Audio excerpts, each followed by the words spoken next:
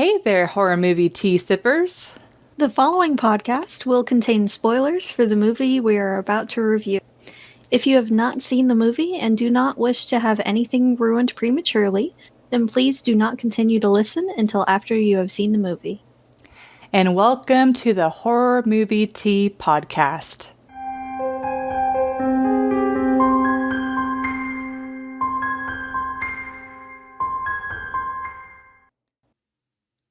Today, for Valentine's Day, or Valentine's Week, I should say, we are doing warm bodies. But first, before we do that, we need to show off the... Sorry, you said I'm doing warm bodies. Ew! You are a mess today. Like, I don't know what to do with you. Okay, well, while Jess is having a laughing fit, Brady was kind enough to get us sweatshirts for our 50th podcast episode. Thank you, Brady. Thank you, Brady. And then on the back, it says horror equals tea. So, very exciting. We love them. Thank you. Like, we both cried tears of joy.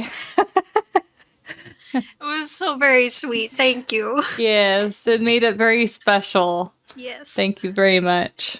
But warm bodies we are doing today. Yeah, you laugh. Yeah, I see you trying not to crack up. So tea that we are drinking.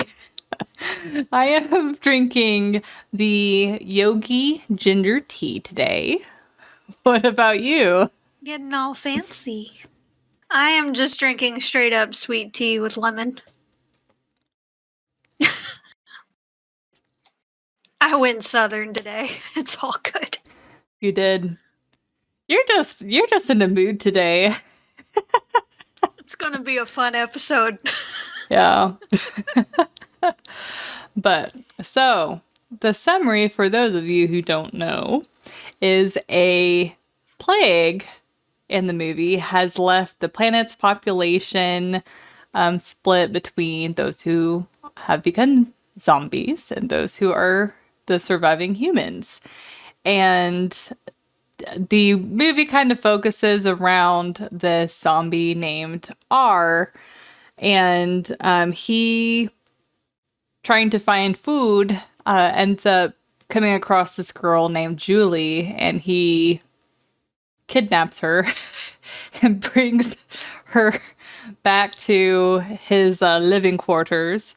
And anyways, it kind of creates a dynamic between them, and she eventually gets back to the human civilization, but they find out that love essentially cures the zombies, and drama ensues where her father doesn't believe that the zombies are being healed, and then R gets shot. And then Julie's like, he bleeds. And father's like, he does bleed.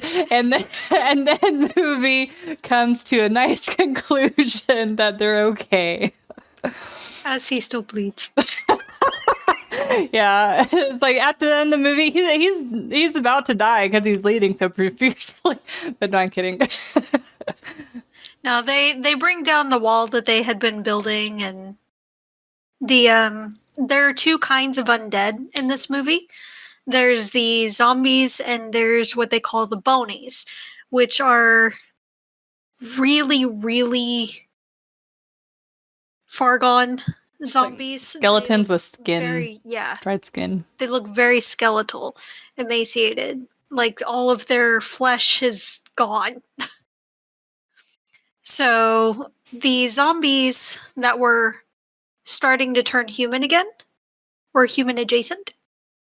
And the humans teamed up and ended up killing what bonies they could find, and the ones that they didn't fight against, that they couldn't find or whatever, just wasted away. Yep, so There is a summary. And and so for because we gotta make this awkward because we're at least especially How me. we do.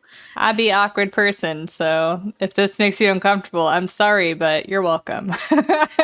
But anyways, Sorry, not sorry. That's how we are. You know this by now. This is and what's crazy is if this is the first episode that anyone has listened to of us, we have gotten so less awkward since we started this podcast. Like the first couple of episodes, especially the first like 5, I cannot listen to. I can't listen to myself. It's just because we don't know how to introduce ourselves, and it's like at least now we're like, okay, we know how to introduce ourselves. We'll just accept that we'll sound awkward doing it. But we're anyways, nerds. We're awkward. It's a thing. we're introverts. We're socially awkward. But anyways, entertainment scale. So I since you will probably end on a high note, I will go first. So I'm sorry, Jess. I know you really love this movie, and we both have watched the movie a few times, and we both have read the book. And I will say, Jess can probably give a little bit better of a review than I can because it's been a good couple of years since I've read the book. But I did enjoy the book more than the movie. But anyways, this is a good movie. It's very enjoyable. It's I'm not I'm not really a romantic type of person though, so I am super picky on romantic movies. And like this movie was fine so far until they're like, it's love that heals the zombies. And I know it's Technically, it wasn't. It's what got him started, but technically, it's not what cured all the zombies. Technically, they were learning to live again.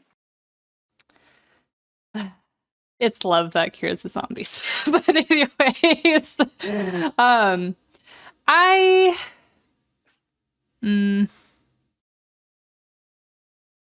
to me, this movie is like a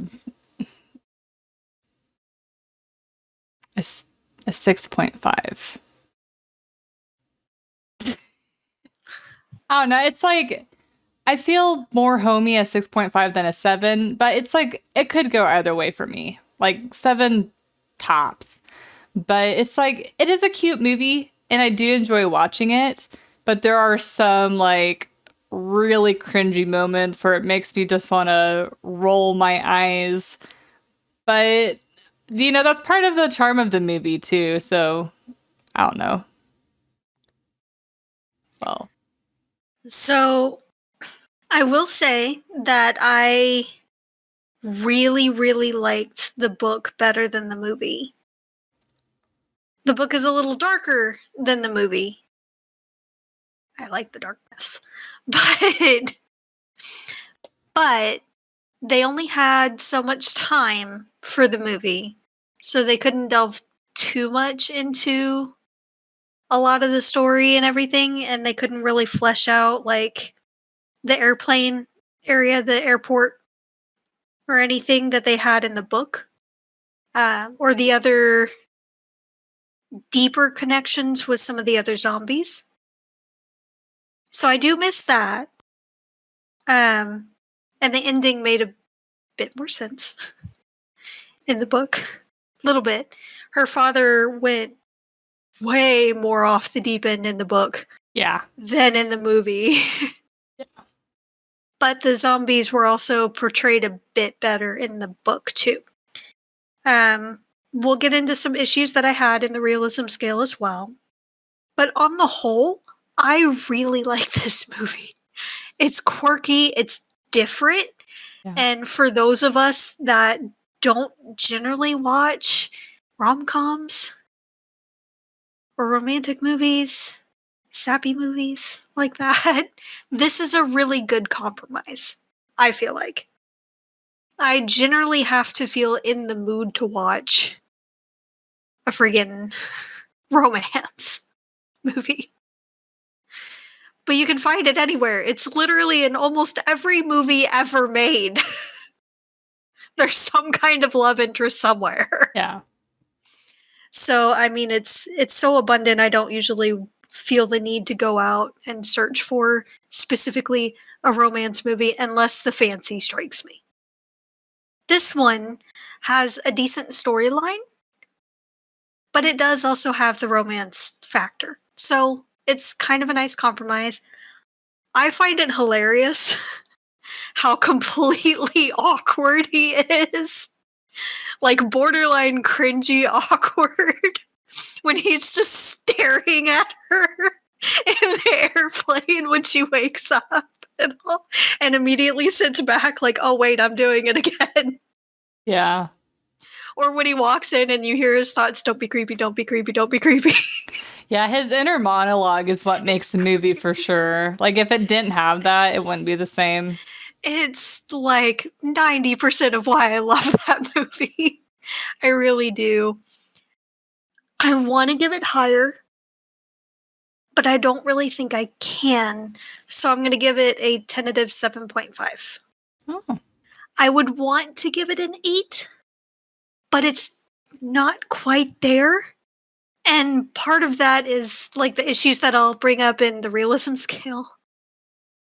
Because you guys know me, and you know Alyssa, we're nitpicky. We got questions about things that don't make sense, and it detracts from the movie.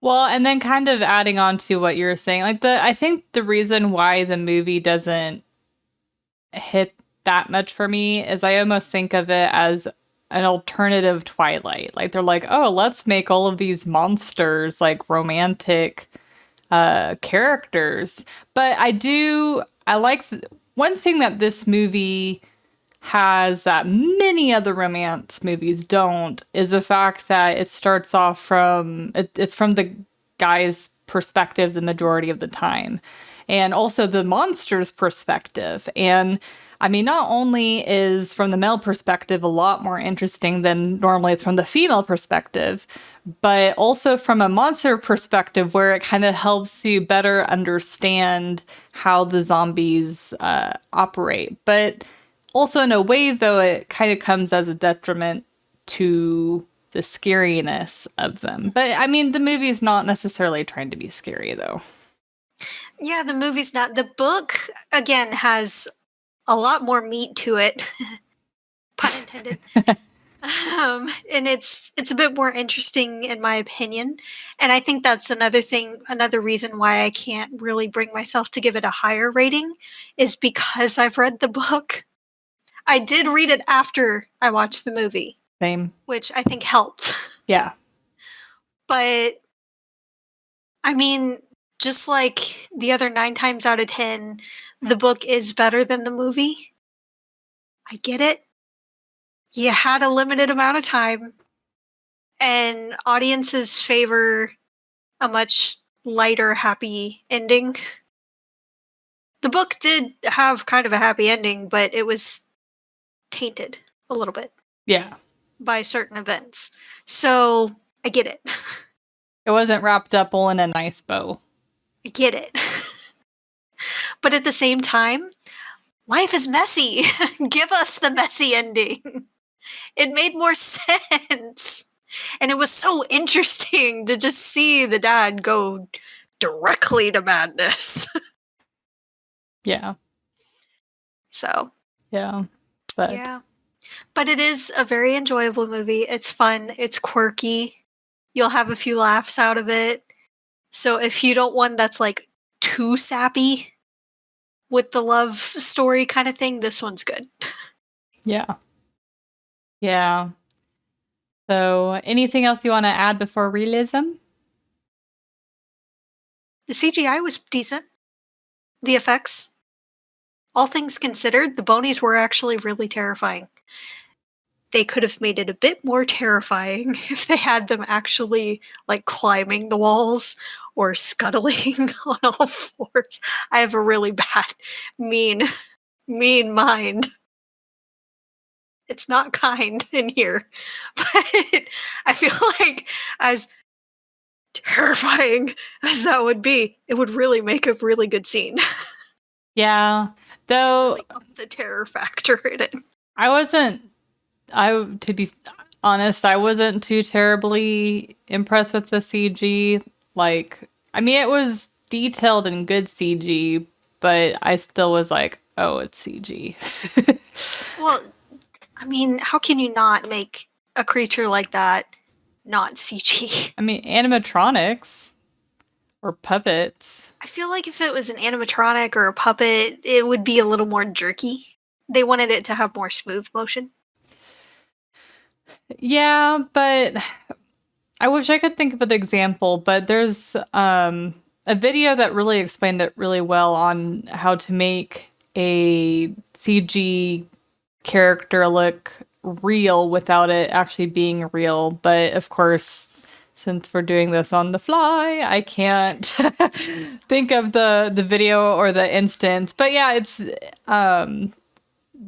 it's fine whenever they're in the background, but whenever they're the focus, it just, you can tell it's fake, but it's whatever. I mean, the special effects in this film aren't, I mean, even the regular zombies aren't too terribly, don't have a lot of convincing makeup or anything.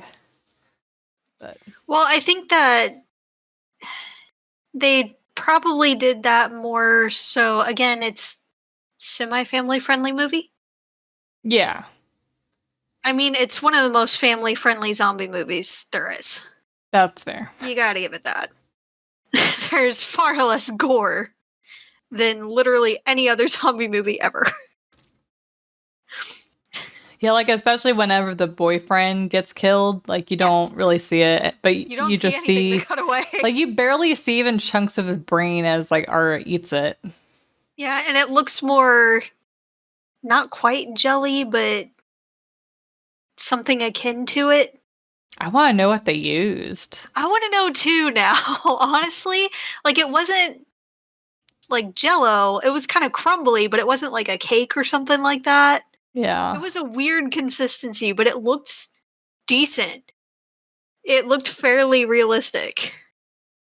You know, that'd be kind of a fun profession to have. I wonder if that'd be considered like special effects or what. Probably. Yeah. Props or special effects.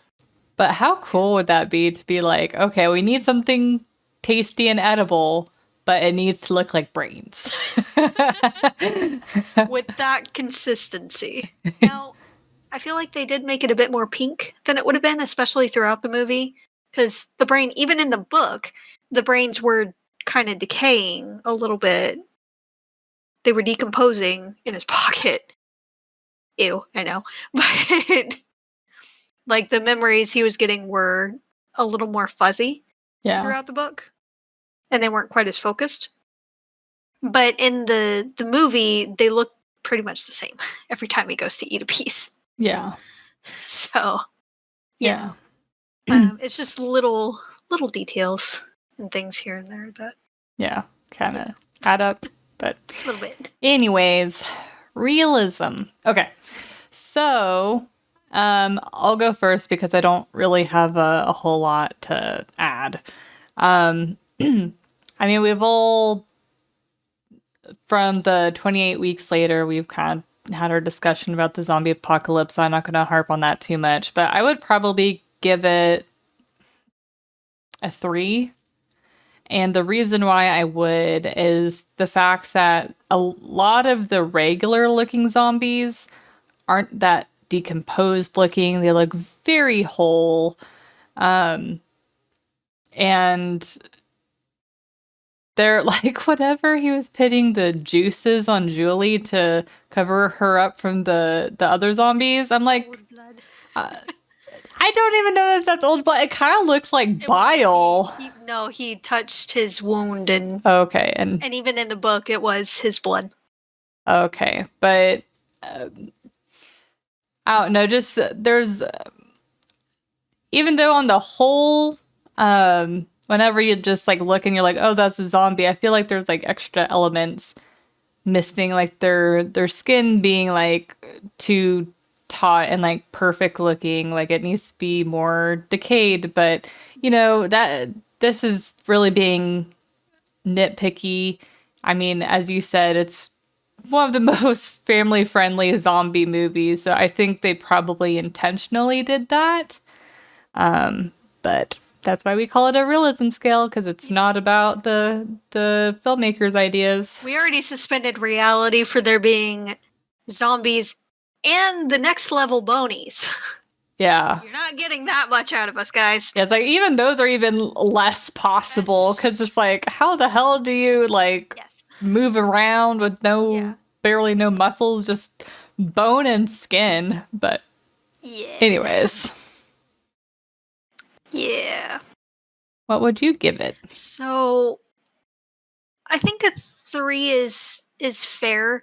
Again, I think one of the reasons why they didn't do as much effects and all for the decaying on the zombies is that they knew in the end they wanted most of them to change back to human. And if they look too rotted, it's not very plausible for them to go back to being human. Yeah. And be okay. Yeah. But to that end, I also say unto you that what about those that had multiple gunshot wounds to vital organs throughout their body? Like when they're doing the transformation scene of, putting makeup on R and everything to go talk to the dad. Points for hilarity, by the way, on the Pretty Woman song. You do see when he's like cleaning off and everything, different bullet holes and things. And Julie threw a knife at him earlier in the movie and hit him like in the sternum. So those wounds, did they just disappear? Do they heal after a while? Like that, it doesn't make sense as far as a zombie. Yeah. Those wounds remain and probably get worse. Like, they're going to rot even further from those points. So, no. Yeah, it's like either they would have to... Well, either the wounds would have to disappear, which is like explain movie, or they would have to heal, which is like, as you said, if it was hitting vital organs, would you suddenly then just drop down and bleed to death? Or would you just like drop down dead from, being a zombie? But that would take care of like if you were too rotted or whatever and you were suddenly miraculously like regenerated, then that would take care of that as an issue. But either way, it doesn't make much sense. Yeah. It's a cute idea, and we did enjoy the movie and the book even more so. But no, on the realism. No, yeah. No. This is not very realistic at all. This is just for funsies. I do feel like in the movie, when they realize he's bleeding from the gunshot wound profusely into the pool of water, that's probably been sitting there for God knows how long, untreated. Rather clear, by the way, which I also call bull on. But whatever.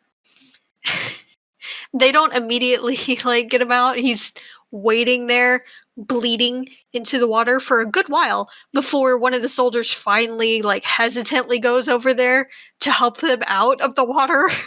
Yeah, well, and then they don't even seem to really be giving him medical attention. No, none. That's what I was gonna mention next. There's no one rushing. There's no one going, get a medic over here. I need a med kit, something. No. Let's keep pressure on the wound. No. Like, you see him still holding it with his hand in the truck in the next scene. And the dad asks, "Are you still bleeding?" Yes. But no, it's fine. I don't need gauze or anything. My hand will do the trick. This is fine. Perfectly fine. Yeah. I don't mind bleeding out in your back seat and becoming a zombie again. Start up this whole thing all over again. Yeah, I wonder if you could become a zombie a second time. I kind of need to know. Like, how many times can you become a zombie? Is it just one resurrection per person? Or is it like cats where you get like 9? Until you get a headshot. Just like unlimited res until you get a headshot. Yeah. That's funny. So, I don't know. They also made it a point, and we could analyze book to movie all day long, especially with this one. But I do feel like they missed an opportunity in the movie. In the book, they did make a very big point to say corpses, which are the zombies, cannot run. Like, they are slow. They walk. They shamble. They don't run. Bonies can run, but there's something other, kinda. Yeah. But again, the book delves more into that kind of thing than the movie does. The movie barely even touches on it. But in the movie, the zombies seem to run just fine. Yeah. Yeah. They're speedy. Like, it's almost, not quite, but almost World War Z level of zombie run. So I feel like it's a bit of a missed opportunity there. And they can't really be clumsy and run. Like, it's pick one. Just pick one. Yeah. So I don't know. But and the other big issue I take with this movie, the big issue, is the giant flaw in their security that the kids keep leaving and no one knows. One, the soldiers don't know about it. Seriously? Really? Two, the kids use it multiple times and there's no security breach ever. That's a big spot too. Like, how do you not? Yeah. Big, fat bullcrap on the security breach. I don't want to picture that. Big steamy pile of it. No. Because there would be breaches all the freaking time. All the time. If they can smell humans and they can follow trails and all that the humans have been nearby, then you can't tell me that one of those times the kids snuck out through that stadium area that not a single goddamn zombie didn't follow them back. Yeah. Bullshit. That's a very good point. Bullshit on you. Bullshit on your cow. Bullshit. But overall, this is a super cute movie. It has its dumb moments, but I mean, what romance movie doesn't? Let's be fair. But I think we all deep down like a little bit of awkwardness. But it's like, it's a really good, like, change the pace type of movie, because there's really not a lot of, like, zombie romance. If any, like, I think this is the only zombie romance movie that there is. Yeah. There wasn't exactly romance with the zombie in the last movie we reviewed. Nope. Just death. Yep. But, well, tell us how you guys liked the movie, and did you find it super cheesy? Did you think that the way that the zombies were able to become human again, if that was silly to you, or if you thought it was a neat idea, like what you would do? Yeah. Let Yeah. us know. And let us know if you read the book too. The book Yes. was really good. I kind of want to reread it because it just had so much more to it. Yeah, if you guys haven't read the book, I think it's worth it. It's still Definitely worth it. it's still got the cutesy mood of the movie, but it's got a lot more contrast of like dark elements and then the lighter elements. For sure. Yes, and she does still like I did forget to mention this earlier. Julie does start off like she did try to kill him. Like she does throw a knife both in the book and in the movie when she runs out of bullets. So kudos on that realism there. She doesn't like straight up go right into, oh, this one's cute. I think I kind of like him kind of thing. No. They did a pretty decent job of that. Like at first she was very very scared of him. Like he's going to eat me any minute now. I'm going to die. This is it. This is how I die. And then it turns into, what the hell is he? Like, he's not acting like all of the other ones. This is weird. Why is he different? Why is he hoarding all these random things? And me in this plane. Like, it's just a little off. He's talking. It's just kind of out there. And she's trying to figure things out. And it slowly develops into, yeah, I kind of like him. It's still very hesitant and all, Yeah. but it's a really good book. It's really good. And I'm glad that they at least portrayed a good bit of that in the movie. Yeah. Though I guess they never really explained why R is so different from the others, because the others really are a lot more of your typical like wandering zombie, while he actually has his little home and his little knickknacks that he collects.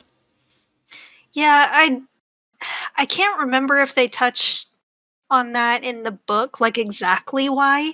I know from what I can recall in the book, he tends to eat the brain more often than most of the other zombies, from what I can recall, which is what gives you the memories and things, which Yeah. might be why he kept craving those feelings and things and why he was triggered first. Maybe. That's what I got out of it. Yeah. But I don't know for sure because it's a fictional story. So we Yep. can only speculate because we're not the author. And maybe even the author wouldn't know. He just like, I don't know. But it's a completely different kind of story. I love what he did with it. And I just love the world that he created with it. It's yeah. awesome. So if you guys have been in that world too, if you've read that book, let us know so we can get a discussion going. Yeah. It's a great story. It's fun. And happy Valentine's Day. Even all of those single people out there, still a happy Valentine's Day. Have a Valentine's Day for yourself. Like, I like the idea of self-care day. Like, it's like give yourself a hot bath, light candles, have like soothing music in the background. A little bit of wine. Yeah. Like, yeah. So, Enjoy, guys. yep. And if you have any other recommendations or anything for this month or next month, please, of course, let us know. Thank you again, Brady. We love them. Yes. They're Thank awesome and very you. comfy. And until next time, guys, stay safe and stay spoopy. Bye.